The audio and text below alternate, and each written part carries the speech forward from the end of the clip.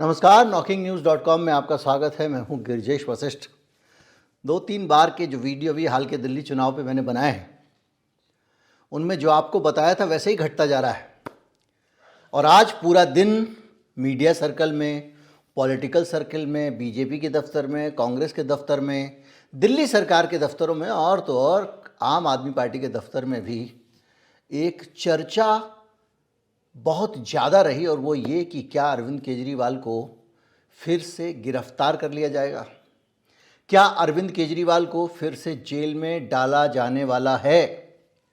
और ये चर्चा इतनी हुई कि सारे अखबारों में, इस चर्चा की वजह दरअसल ये थी कि सारे अखबारों में इसको लेकर खबर छपी थी कि दिल्ली के उपराज्यपाल लेफ्टिनेंट गवर्नर ने, सक्सेना साहब ने केजरीवाल के खिलाफ मुकदमा चलाने की परमिशन दे दी है ईडी को। ईडी ने एक मनी लॉन्ड्रिंग का मामला, वही शराब घोटाला जो है कथित, उसमें केजरीवाल साहब के खिलाफ दर्ज किया हुआ है। अब ये जो पूरा घटनाक्रम क्यों हुआ, इसके पीछे का खेल क्या है, उसकी कहानी क्या है, ये ऊँट किस करवट बैठने वाला है और दिल्ली में अब क्या होने वाला है, इसको डिस्कस करेंगे आज के वीडियो में। कहीं मत जाइए, चैनल को सब्सक्राइब कर लीजिए। मैं अभी हाजिर होता हूँ।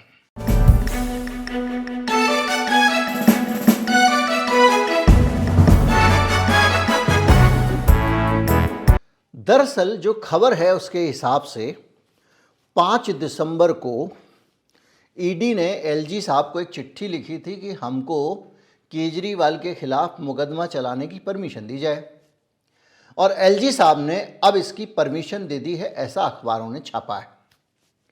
इसका मतलब ये हुआ कि किसी भी बड़े आदमी से पूछताछ करने के लिए, गिरफ्तार करने के लिए ईडी को सीधे अधिकार नहीं है, और वो सीधे अदालत के सामने नहीं पेश किया जा सकता जब तक कि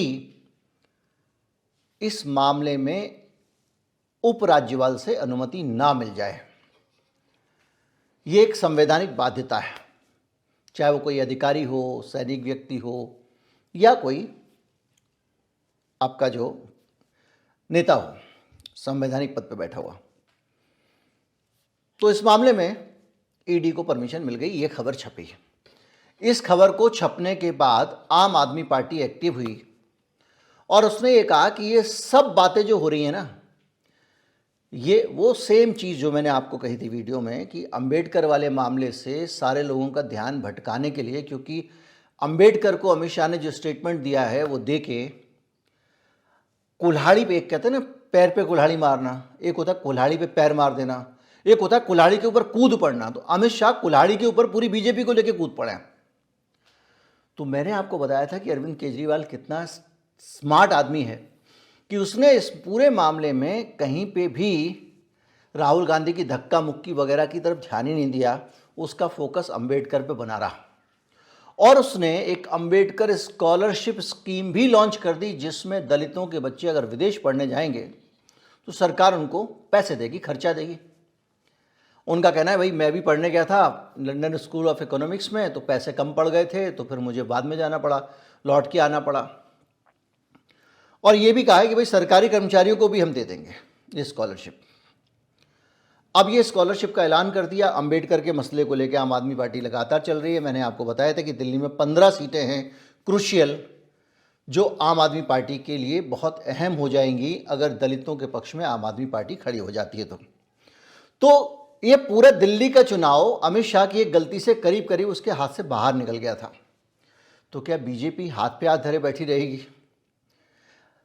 तो क्या करेगी बीजेपी? क्या केजरीवाल को गिरफ्तार कर लेगी, जैसा कि कहा जा रहा है कि परमिशन दे दी है? आम आदमी कह रही है परमिशन नहीं दी, अगर की है तो लेटर दिखाओ कहाँ है, हमको कोई लेटर क्यों नहीं दिया, हमको क्यों नहीं बताया कि हमारे खिलाफ मुकदमा चलाने की परमिशन दे दी गई है। ये भी बात बड़ी सीधी और सादी है। तो कौन सही है? क्या अखबार सही है कि केजरीवाल के खिलाफ मुकदमा चलाने की परमिशन दे दी गई है, या फिर केजरीवाल सही है कि ये सब अफवाह फैलाई जा रही है?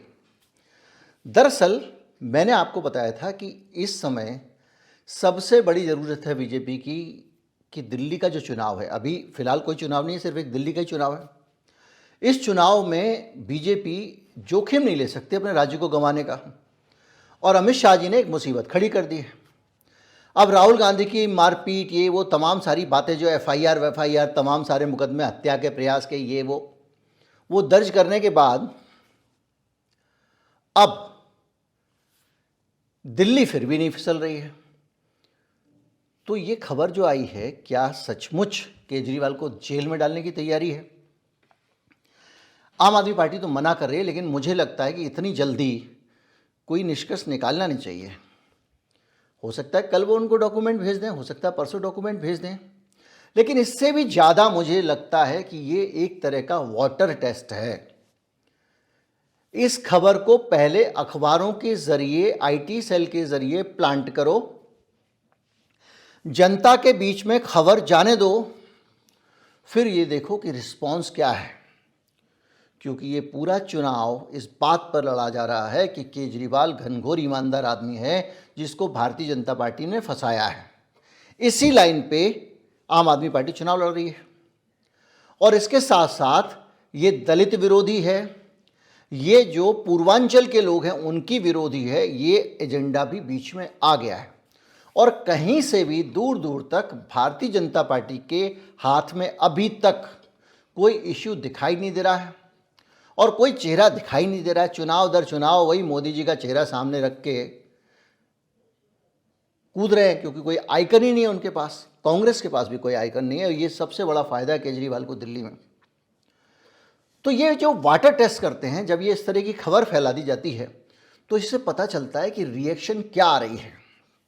अब इसके बाद में जब केजरीवाल गिरफ्तार होने वाला है, ये खबर फैलती है, तो जो आईटी सेल है, जो इनके अपने इंटरनल रिसोर्सेज हैं, ये इंटरनल सर्वे करते हैं कि ये खबर गई तो क्या सचमुच लोग केजरीवाल को चोर मानने को तैयार हैं? अगर हम केजरीवाल को जेल में डाल देंगे तो क्या फ़ायदा हो जाएगा, या फिर मामला उल्टा पड़ जाएगा? अगर केजरीवाल को छू भी दिया सिलेक्शन में तो बीजेपी का सुपड़ा साफ हो जाएगा। इस चीज़ को लगातार टेस्ट किया जा रहा है, और ये टेस्ट करने के लिए सबसे बढ़िया तरीका है, और ये वाटर टेस्ट है। अब अगर बीजेपी को लगता है आने वाले समय में कि बॉस कुछ नहीं, केजरीवाल का कोई परसेप्शन नहीं है, आज केजरीवाल को जेल में डालो, फ़ायदा ही फ़ायदा है, तो कल वो लेटर की कॉपी भिजवा देंगे और ईडी उठा के पकड़ के बंद कर देंगे। और अगर उनको लगता है कि केजरीवाल पे हाथ डालना खतरे से खाली नहीं है, तो वो फूक फूक के कदम रखेंगे। एक और पहलू है इसका, और वो पहलू ये है कि अगर केजरीवाल के केस में गिरफ्तारी की जाती है, या मुकदमा खोला जाता है, या आम आदमी पार्टी को डिस्टर्ब किया जाता है, तो बीजेपी को क्या फ़ायदा होगा?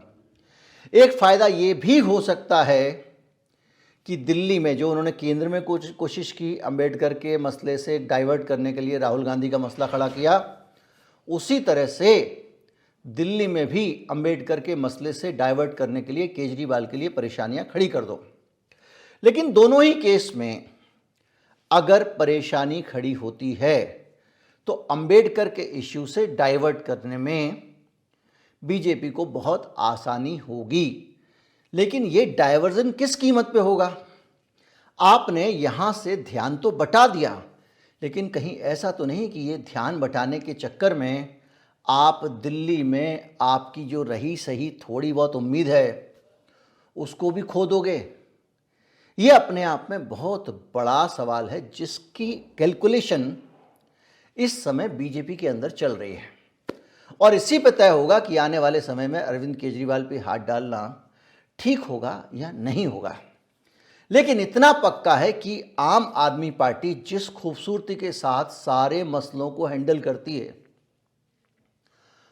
उसके पास में एक ये विक्टिम कार्ड और आ गया। देखिए, हमको परेशान किया जा रहा है, और इस पूरे हानि से बचने के लिए क्या कर सकती है भारतीय जनता पार्टी? ईडी को कह सकते भैया थोड़े दिन रुक जाओ, या एलजी ऑफिस की परमिशन को वो बर्फ में लगा सकती है। ऐसी कोई बाध्यता नहीं है कि ईडी को अगर एलजी दफ्तर ने पूछताछ करने की अनुमति दे दी है तो उसको 15 दिन में या महीने भर में या 1.5 महीने में पूछताछ करनी ही पड़ेगी। वो चाहे तो अपनी जो दूसरी जांचें कर रही है वो करती रह सकती है, और बाद में इस पर कर सकती है। और सबसे बड़ी मजेदार बात यह है कि भारत की राजनीति में कोई किसी का कोई नैतिक मानदंड नहीं है।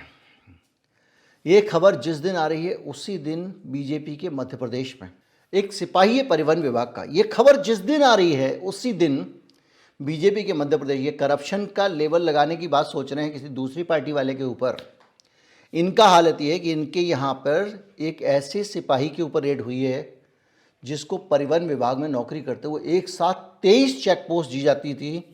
47 परिवहन पोस्ट कुल हैं, उसमें से 23 चेक पोस्ट अकेले इसको दी गई है।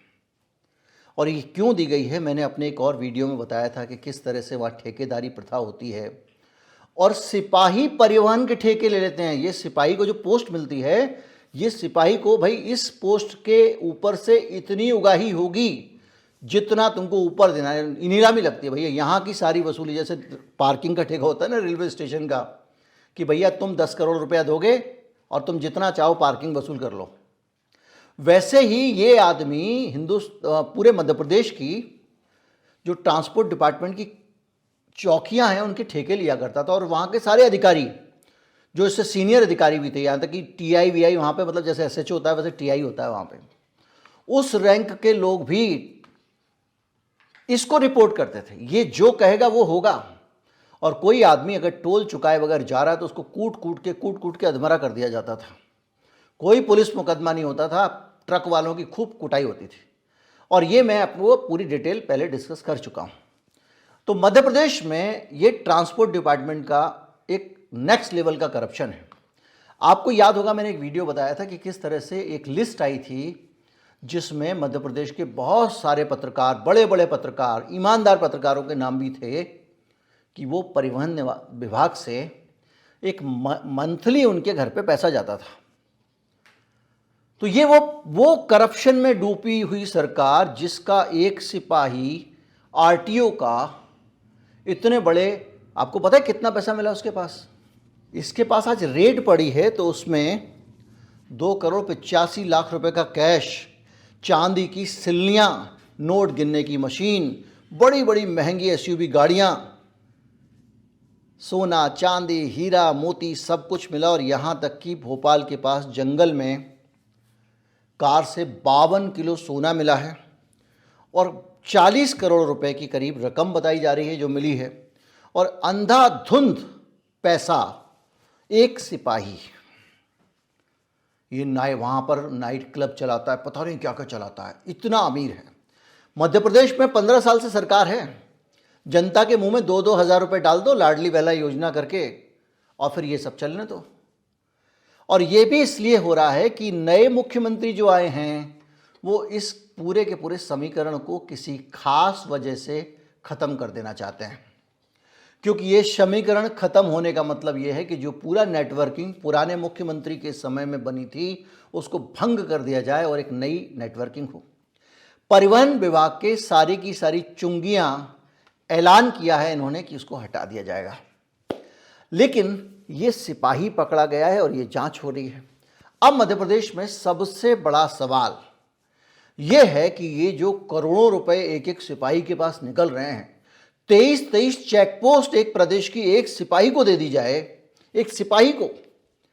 इतनी चेक पोस्ट तो एक डीजी लेवल के अधिकारी को भी नहीं मिलेगी, डीआईजी लेवल के। डीजी को तो खैर पूरा प्रदेश ही मिलता है। इससे पता चलता है कि मध्य प्रदेश में किस तरह से करप्शन चल रहा है। और इसी मध्य प्रदेश के इस करप्शन के खुलासे के दिन, जब इतना बड़ा खुलासा हुआ है और मध्य प्रदेश में बीजेपी की सरकार किस तरह भ्रष्टाचार के बीच में काम कर रही है या उसे घिरी हुई है या उसमें डूबी हुई है, उस बीच में केजरीवाल की ईमानदारी को लपेटने की कोशिश करने वाला ये एक अफवाह आ रही है, या कहें कि खबर आ रही है, या कहें कि केजरीवाल की गिरफ्तारी की तैयारी चल रही है।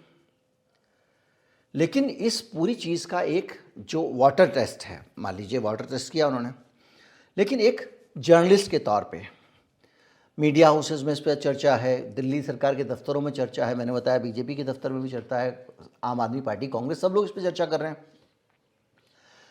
और वो यही अनुमान लगा रहे हैं कि अब क्या होगा, कि सचमुच केजरीवाल पे हाथ डाला जाएगा।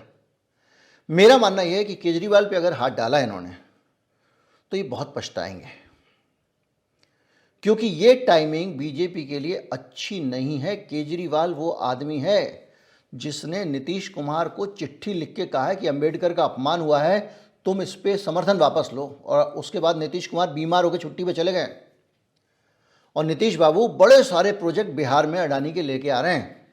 बिहार का तो पूरा का पूरा मामला अब नीतीश से बाहर हो चुका है। नीतीश केवल पदेन मुख्यमंत्री हैं, उनके आगे पीछे चारों तरफ पूरी ब्यूरोक्रेसी सब कुछ बदल चुकी है। मैं पूरी आपको स्पेसिफिक इन्फॉर्मेशन इस चैनल पे बता चुका हूँ। बीमार होकर चले गए हैं। चंद्रबाबू नायडू को भी केजरीवाल ने चिट्ठी लिखी अम्बेडकर के मामले पे। ये उसने एक स्कॉलरशिप का ऐलान कर दिया। ये वो मुख्यमंत्री जो 25% पैसा एजुकेशन पे खर्च कर रहा है अपने बजट का, यानी दिल्ली सरकार का जितना बड़ा बजट है उसका 1/4 सिर्फ शिक्षा पे, 1/4 स्वास्थ्य पे, आधा पैसा इसी पे खर्च कर देता है। तो उस आदमी का इस समय जब चुनाव का टाइम है, उसकी इमेज को खराब करने के लिए बहुत कुछ करने की ज़रूरत पड़ेगी। इतनी आसानी से उसकी इमेज मिटाई नहीं जा सकती। मैंने आपको क्या कारण बताया था इसका? मैंने बताया था कि 10-10, 12-12 हज़ार रुपये महीने के लोगों को ऐसे ही मिल रहे हैं। जब आप 2,000 की लाडली वाला योजना में लोग वोट दे सकते हैं, तो यहाँ पर तो तमाम चीज़ें हैं, बिजली, पानी, ट्रांसपोर्ट फ्री, सब कुछ फ्री। तो केजरीवाल को गिरा नहीं सकते हैं। ये बात भी पक्की है जो मुझे लगता है। लेकिन अब उन्होंने चूंकि ये खबर उड़ाई है तो कुछ सोच के ही उड़ाई होगी। तो मुझे ऐसा लगता है कि वो माहौल भांपने के लिए ये वाटर टेस्ट किया गया है। उम्मीद करता हूँ इस पूरे इश्यू को आप अच्छी तरह से समझ गए होंगे। अगर चीज़ें आपको लगती हैं कि सत्य के करीब हैं, क्योंकि ये जो चीज़ें हो रही हैं ये मैं पहले आपको बता चुका हूँ 2-3 दिन पहले ही, तो ये वीडियो साझा करें, दोस्तों को बताएं। देखिए, एक चीज़ मैं आपको कहना चाहता हूँ, हमारे पास में न्यूज़ चैनल्स की तरह तमाशा नहीं है। मैंने जीएसटी वाला वीडियो बनाया, वो अपने आप में एक ऐसा वीडियो है कि अगर किसी न्यूज़ चैनल में होते तो 6-8 घंटे उस पर एक्सक्लूसिव कवरेज की जाती, तरह तरह के उसके सेट बनाए जाते, हेलीकॉप्टर से शूट की जाती, तो वो खबर बहुत बड़ी खबर है, इसका एहसास लोग देने को कामयाब हो जाते। हमारे पास तो हम हैं और हमारा ये घर है जिसमें खड़े होकर कैमरे के सामने हम बोल देते हैं। तो बड़ी से बड़ी खबर हो, छोटी से छोटी खबर हो, इसी तरह की दिखती है। तो बहुत सारी खबरों की अहमियत को आप नहीं समझ पाते। जीएसटी वाली जो खबर है वो अपने आप में एक ऐसी खबर है जो इस देश की दिशा बदल सकती है, और ये गारंटी है कि जीएसटी को बंद करना ही पड़ेगा। कब होता है ये देखने वाली बात है। दोस्तों तक पहुंचाए वीडियो को। नमस्कार, जय हिंद।